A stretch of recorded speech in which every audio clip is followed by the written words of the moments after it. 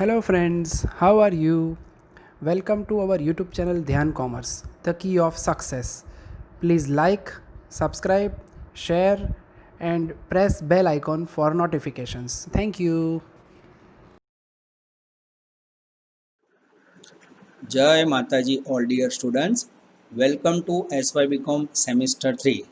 सबसे पहले बच्चों, F Y B com semester 2 जिसका एग्ज़ाम लास्ट टाइम पे यूनिवर्सिटी ने कोरोना पोजीशन के कारण कैंसिल कर दिया है। और आप सबको पता है कि आगे के सेमेस्टर का रिजल्ट और प्लस सेम 2 का इंटरनल, उसके आधार पे आपका सेमेस्टर 2 का रिजल्ट डिक्लेयर होगा। मोस्टली बच्चों इसके अंदर कोई भी बच्चा फेल नहीं होगा। इवन यूनिवर्सिटी के अंदर जिनको 80 KTI है उनके लिए भी थोड़ा रिलैक्सेशन रहेगा। तो विदाउट टेकिंग टेंशन बच्चों, आप लोग अब सेमेस्टर 3 की तैयारी स्टार्ट करोगे। अब सेमेस्टर 2 के अंदर भले एग्जाम ना हो बच्चों, सेमेस्टर 3 के अंदर आपके पास ग्रेट अपॉर्चुनिटी रहेगी जिसके अंदर आप अपने रिजल्ट को इम्प्रूव कर सकते हो।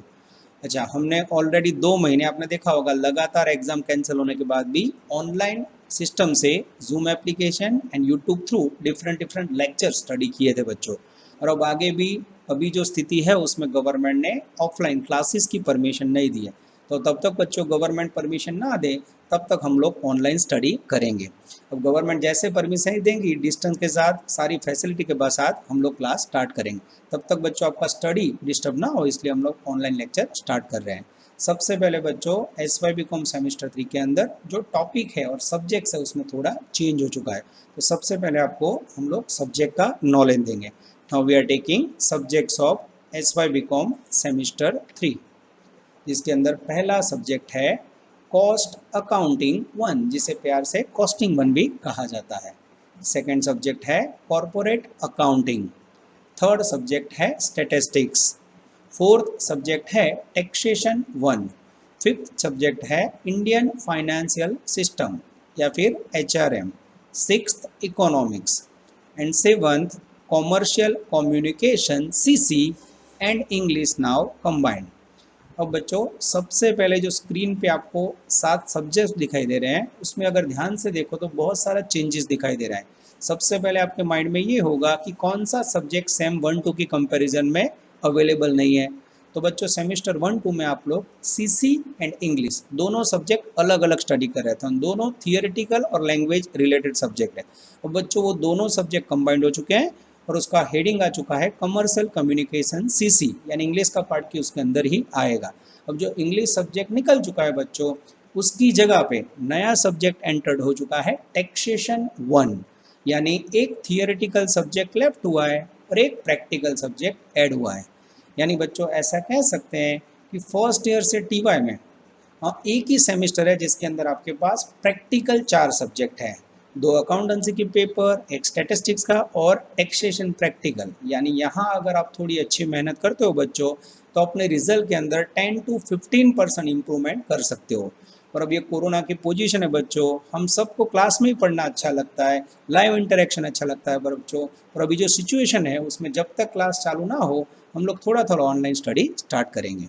अब जो सब्जेक्ट है बच्चों, उसमें आपने सेमेस्टर 1-2 में पढ़ा था अकाउंटेंसी 1 एंड फाइनेंस अकाउंट 1। ये दोनों टॉपिक के अंदर मोस्टली आपने sole proprietor and partnership firm के टॉपिक पढ़े थे और फाइनेंस अकाउंट में कहीं ना कहीं कंपनी के अकाउंट स्टार्ट हुए थे। तो वही बेस पे बच्चों आपको आगे पढ़ना है, जिसमें पहला सब्जेक्ट है कॉस्ट अकाउंटिंग 1। अब कॉस्ट वर्ड आप लोगों ने आगे कहीं स्टडी नहीं किया है बच्चों। कॉस्ट अकाउंटिंग टॉपिक जो बिजनेस यूनिट आइटम का प्रोडक्शन करता है उससे जुड़ा हुआ है, यानी जो बिजनेस आइटम प्रोड्यूस करेगा उसे कॉस्टिंग कैलकुलेट करने की ज़रूरत पड़ती है। तो कॉस्ट अकाउंट के अंदर प्रोडक्शन से जुड़े हुए टॉपिक आएंगे। सेकेंड टॉप सब्जेक्ट है कॉरपोरेट अकाउंटिंग, जिसके अंदर बच्चों आपको कंपनी से जुड़े हुए एक्स्ट्राऑर्डिनरी सब्जेक्ट पढ़ने हैं, जैसे बैंक अकाउंट्स, बैंक कैसे वर्क करती है। उसके बाद लिक्विडेशन ऑफ कंपनी, आपने डिसोल्यूशन ऑफ फर्म देखा है बच्चों, पर जब कोई कंपनी बंद होती है जिसके साथ लाखों लोग जुड़े होते हैं तो उसकी अकाउंटिंग प्रोसेस कैसे होती है वो आपको स्टडी करने हैं।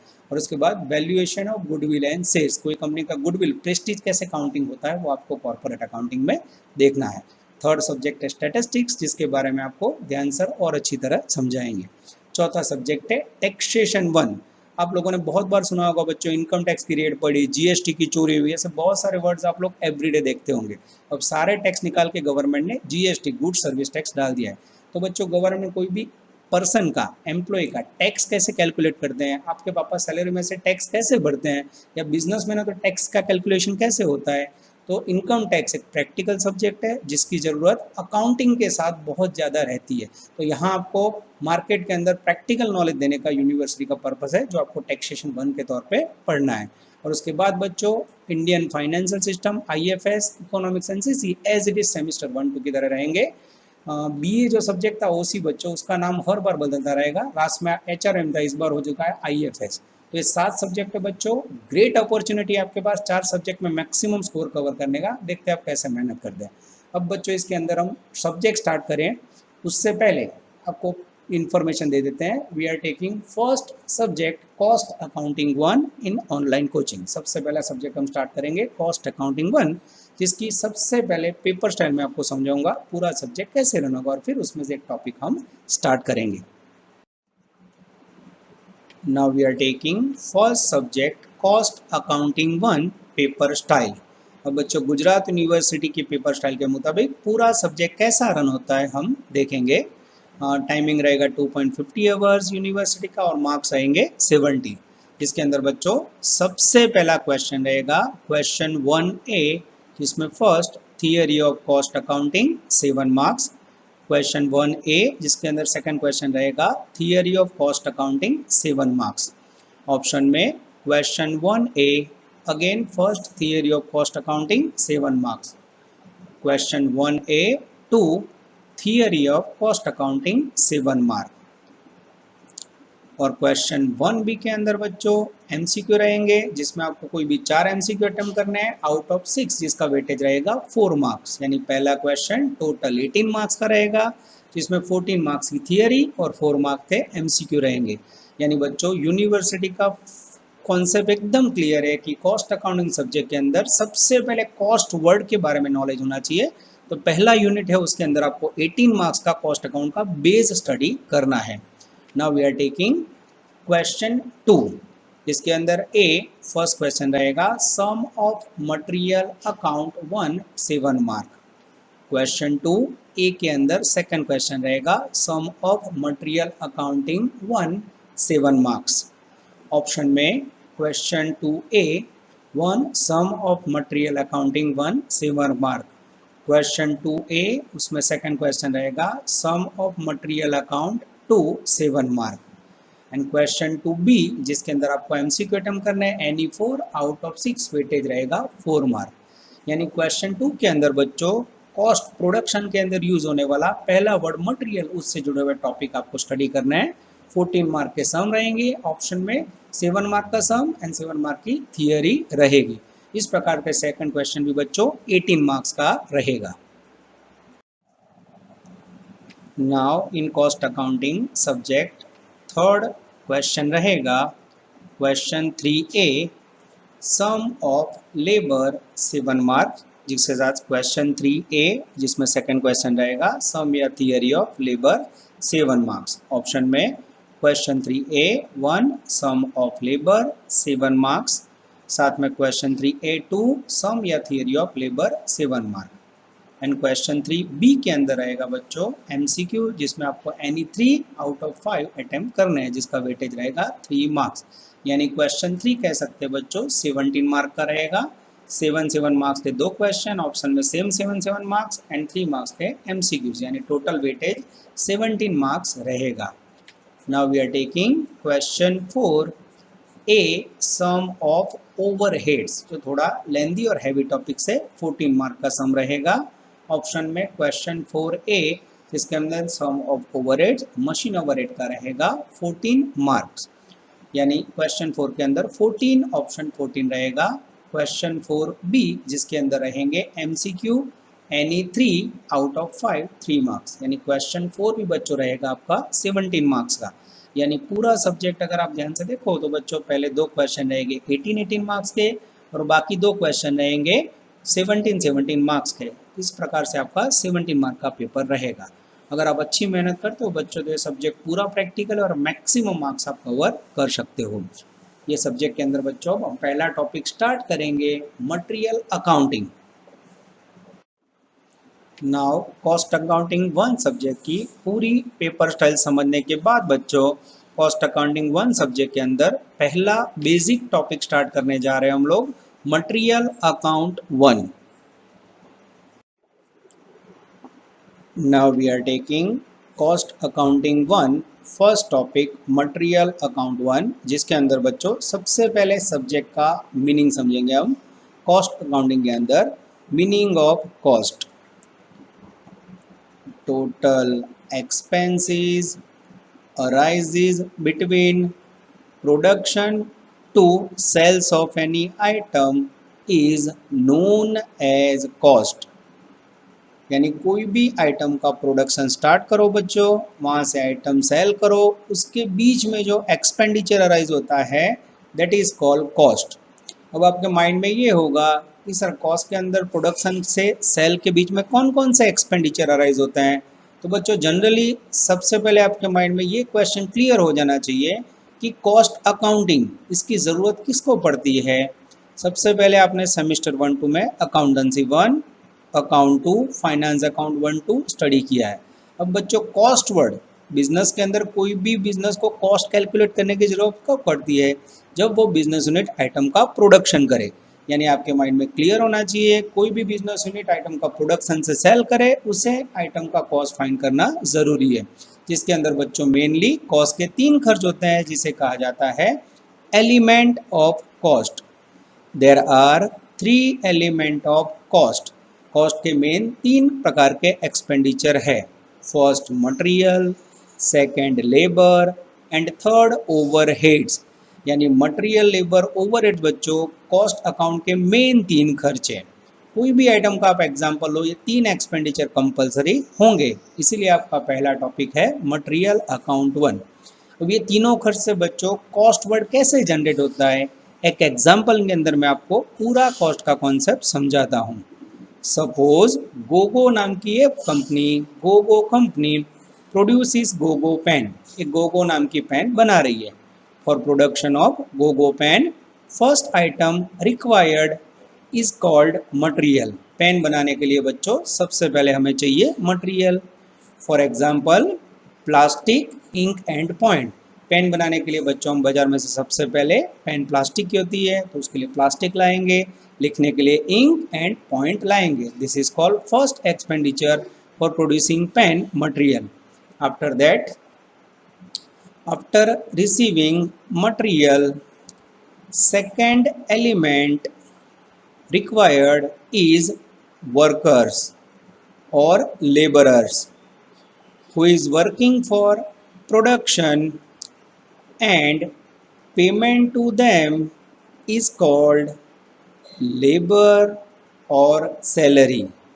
अब बच्चों पेन का प्रोडक्शन करने के लिए फैक्ट्री में वर्कर होने चाहिए, वो वर्कर पेन का प्लास्टिक, इंक और मटेरियल मशीन में डालेंगे और प्रोडक्शन प्रोसेस को आगे बढ़ाएंगे। जब भी वर्कर को आप काम पे रखते हो बच्चों, तो उसको पेमेंट करना पड़ता है, जिसे कॉस्ट अकाउंट की भाषा में लेबर और नॉर्मल भाषा में सैलरी कहा जाता है। This is called second expenditure of cost account. Cost के अंदर बच्चों मटेरियल एंड लेबर 2 एलिमेंट का यूज करने के बाद in paragraph, after that third element required that is called overheads expenses. तीसरा एलिमेंट यूज होगा बच्चों overhead expenses, like factory rent, electricity expense, supervisor salary, advertisement expenses, etc.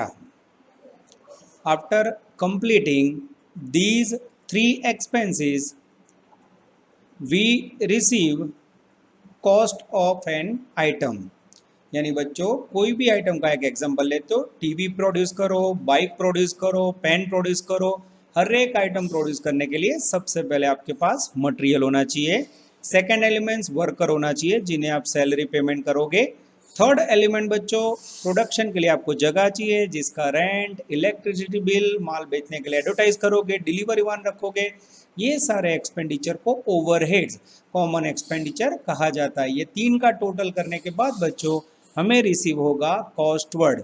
यानी इसीलिए बच्चों कॉस्ट अकाउंट के अंदर आप आज पढ़ने जा रहे हो सबसे पहला टॉपिक मटेरियल, फिर सेकंड टॉपिक आएगा लेबर एंड थर्ड टॉपिक आएगा ओवरहेड्स। अब बच्चों कॉस्ट का मीनिंग एग्जांपल के बाद समझने के बाद आगे जा हम लोग मीनिंग ऑफ कॉस्ट अकाउंटिंग, या उसे प्यार से कहा जाता है costing. The method of presenting cost is known as costing. Cost को प्रेजेंट करने की मेथड को कॉस्टिंग कहा जाता है। Example job costing, contract costing, process costing etcetera. Cost से जुड़ी सारी मेथड्स बच्चों आपको सेमिस्टर 4 के अंदर स्टडी करनी है।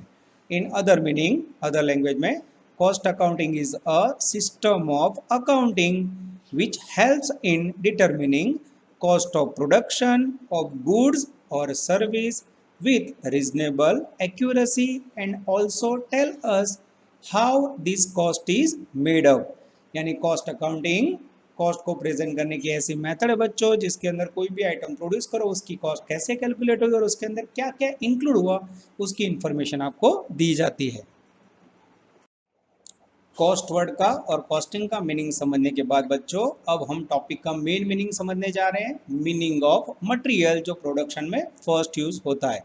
सबसे पहले सिंपल लैंग्वेज जो टेक्स्ट बुक में है, all the material that becomes the part of production is called material. Production के अंदर यूज होने वाला जो भी मटेरियल है उसे मटेरियल कहा जाता है।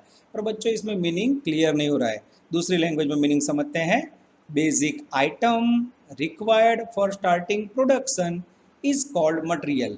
ये मीनिंग बच्चों इजी लैंग्वेज में समझ सकते हो। ऐसी आइटम जो प्रोडक्शन स्टार्ट करने के लिए कंपलसरी है उसे मटेरियल कहा जाता है। जैसे बच्चों आपने एग्जांपल देखा पेन का, गोगो पेन का आगे। अब आपको गोगो पेन प्रोड्यूस करनी हो तो उसके लिए चाहिए plastic, ink and a point, that is called basic item. उसमें से आपको मैं पॉइंट ना दूँ तो पेन बनेगी? इम्पॉसिबल। साइन इंक ना दूँ तो नहीं बनेगी। यानी ink, point and plastic that is called basic item required for starting material. यानी कह सकते हैं बच्चों कि ऐसा मटेरियल जिसके बिना प्रोडक्शन स्टार्ट ना हो that is called material. After that बच्चों अब मटेरियल के मेन दो प्रकार है। फर्स्ट देखेंगे हम लोग डायरेक्ट मटेरियल। इन्वर्टेड कोड में meaning, the material which is directly connected with any job, process और department of production is called direct material. यानी ऐसा मटेरियल कोई जॉब, प्रोसेस और डिपार्टमेंट के साथ डायरेक्टली कनेक्टेड हो जिसके सिवा प्रोडक्शन ना हो बच्चों, उसे डायरेक्ट मटेरियल कहा जाता है। एग्जाम्पल में, for production of pen, plastic, ink and a point that is called direct material. यानी बच्चों हमने जो पेन के अंदर एग्जाम्पल लिया और मटेरियल के मीनिंग में जो एग्जाम्पल लिया उसको ये आप डायरेक्ट मटेरियल कह सकते हो, सीधा प्रोडक्शन के साथ रिलेटेड। यानी मटेरियल और डायरेक्ट मटेरियल का मीनिंग एक जैसा कह सकते हो। अब बच्चों हम सेकंड प्रकार समझेंगे इसका, indirect material. The material which is indirectly connected with या not directly connected with any job, process और department of production is called indirect material. इसका एग्जाम्पल लेंगे बच्चों। Example, cotton waste oil. Machinery को साफ करने के लिए बच्चों जो कपड़ा यूज़ करते हो या ऑयलिंग करते हो जिससे मशीन स्मूथली वर्क करता है that is called indirect material. या और एक एग्जांपल लेना हो बच्चों, तो आप गोगो पेन प्रोड्यूस कर रहे हो, अगर पेन को बॉक्स के अंदर पैक करके देते हो तो box is called indirect material. अगर आप पेन प्रोड्यूस करते हो डायरेक्टली कस्टमर को देते हो तो भी चलेगा, पर अगर आप बॉक्स में देते हो तो उससे उसकी वैल्यू बढ़ जाती है। तो इनडायरेक्टली पैकिंग ऑफ बॉक्स है वो इनडायरेक्ट मटेरियल है, वो प्रोडक्शन को हेल्प करता है, उससे पेन की क्वालिटी अच्छी दिखती है। पर अगर आप पैकिंग ऑफ बॉक्स ना दो तो भी प्रोडक्शन तो होने वाला है। तो इनडायरेक्ट मटेरियल बच्चों प्रोडक्शन को हेल्प करने के लिए होता है। मटेरियल के बच्चों दो main direct and indirect material के मीनिंग समझने के बाद मटेरियल के कुछ और प्रकार है बच्चों जिसका नॉलेज मीनिंग के साथ हमें लेना जरूरी है। तो आपको मटेरियल के मैं प्रकार समझाने जा रहा हूँ। It is also part of material. सबसे पहला प्रकार है बच्चों रॉ मटेरियल, सेकेंड आपके सामने फिनिश गुड्स। एक एक पॉइंट में आपको एक्सप्लेन करूँगा। The goods which is entered from outside and put into godown without any process that is called raw material। ऐसा गुड्स बच्चों जिसके ऊपर कोई भी प्रोडक्शन की प्रोसेस हुई नहीं, कच्चा माल जो आपने बाजार में से ला के गोडाउन में पटका हुआ है। एग्जाम्पल लेना हो बच्चों, तो पेन प्रिपेयर करनी हो जिसके लिए आपने 10,000 kg प्लास्टिक गोडाउन के अंदर डाला हुआ है, तो उसे आप कह सकते हो raw material. There is no processing be done in this goods. Second है बच्चों सेमी फिनिश गुड्स, गुजराती में उसे कहा जाता है अर्ध तैयार माल।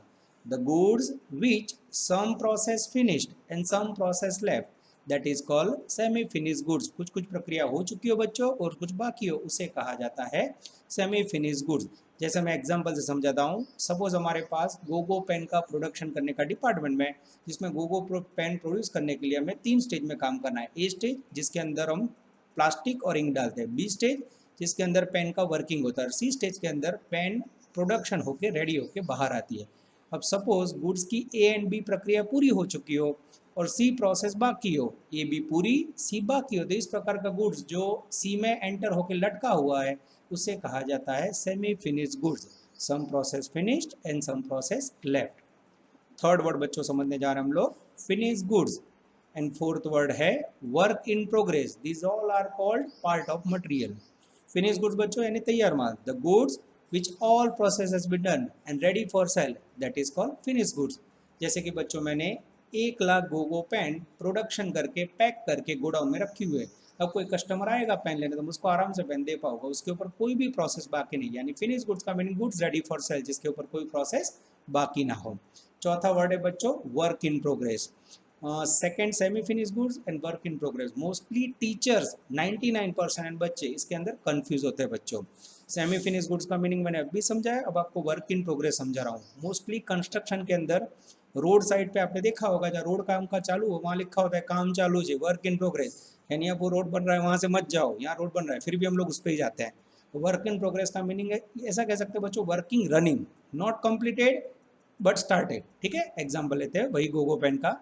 सपोज गोगो पेन प्रोड्यूस करने के लिए बच्चों हमारे पास 3 स्टेज है, A B C. A stage पूरा हो चुका हो, बी स्टेज पूरा हो चुका हो और सी स्टार्ट करना बाकी हो बच्चों, तो उसे कहा जाता है semi finish goods. But when a stage has been completed, B stage start हो चुका हो, work being continue, B stage में वर्क स्टार्ट हो चुका है और पूरा भी नहीं हुआ, इस प्रकार का गुड्स जो बी के अंदर वर्किंग में हो बच्चों उसे बोला जाता है वर्क इन प्रोग्रेस। यानी सिंपल एग्जांपल से समझो बच्चों, एक से ज़्यादा प्रोसेस पूरी हो गई और नई स्टार्ट करना बाकी हो तो that is called semi finish goods. जैसे ए बी पूरा हो गया, सी बाकी है, पर ए प्रोसेस पूरी हो गई हो बच्चों और बी प्रोसेस स्टार्ट हो गई और उसमें वर्क रनिंग हो, work is running being continue, that is called work in progress, चालू काम। नेक्स्ट 5वां वर्ड है बच्चों component parts and sixth word है स्क्रैप। कंपोनेंट पार्ट यानी ऐसे पार्ट बच्चों जो पार्ट ज्वाइन करने से आपकी आइटम सेल के लिए रेडी हो जाए। जैसे इसका एग्जांपल लेते हैं, आपने कार इंडस्ट्री या बाइक इंडस्ट्री का फैक्ट्री देखा हो तो उसमें डिफरेंट स्टेज है। जैसे पहला स्टेज है उसमें इंजन बनेगा, दूसरा स्टेज है उसमें टायर आएंगे, तीसरे स्टेज के अंदर टायर और इंजन ज्वाइंट होगा और चौथे स्टेज में उसके ऊपर प्लास्टिक का बॉडी ज्वाइंट होकर आइटम सेल के लिए रेडी होगी।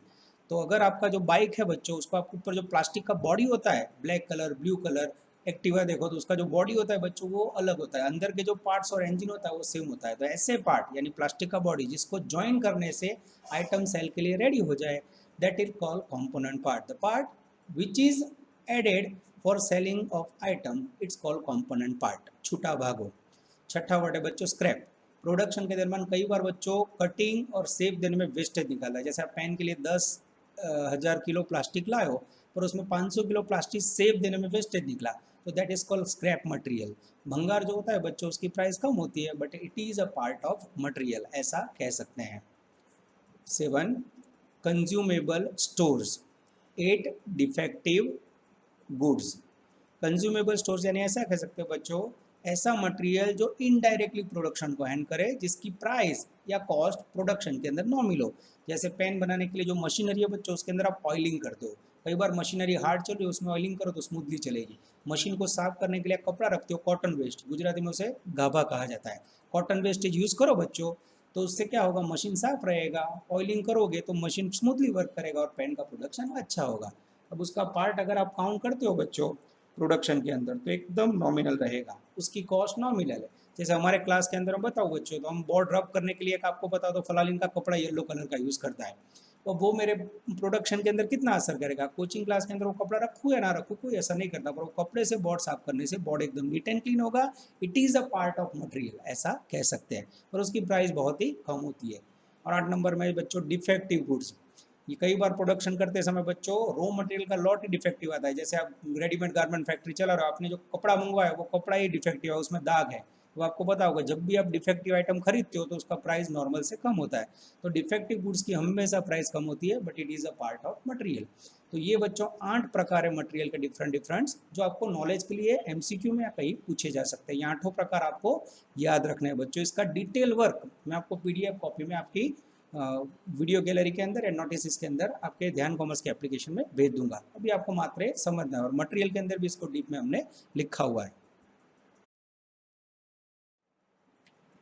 मटेरियल के टाइप समझने के बाद बच्चों अब उसमें से 2 टाइप्स का डिफरेंस बहुत ज़्यादा यूनिवर्सिटी में पूछा जाता है। मैंने आपको बताया ना, जो बच्चों को या स्टूडेंट्स को या टीचर्स को पता नहीं है।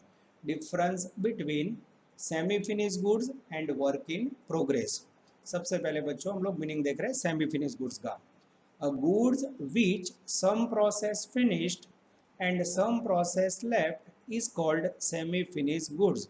ऐसा गुड्स बच्चों जिसके ऊपर कुछ प्रक्रिया पूरी हो चुकी हो और कुछ प्रोसेस बाकी हो, that is called semi finished goods. Example, suppose P product going by 3 process A B C.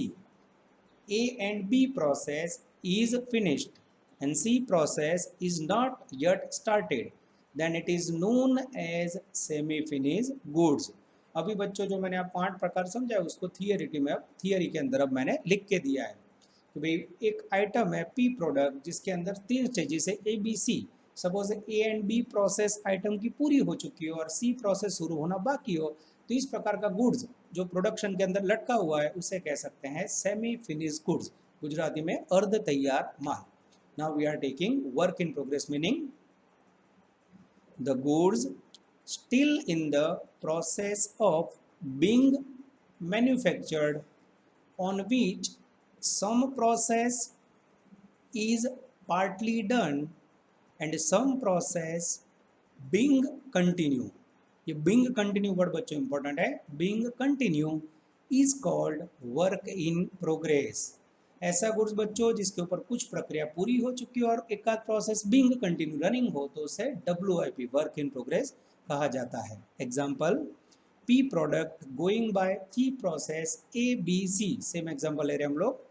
A process is finished and B process is being continue not finished, then it is known as work in progress. Short में उसे कहा जाता है WIP। This is very important difference जो exam में MCQ में आ सकता है।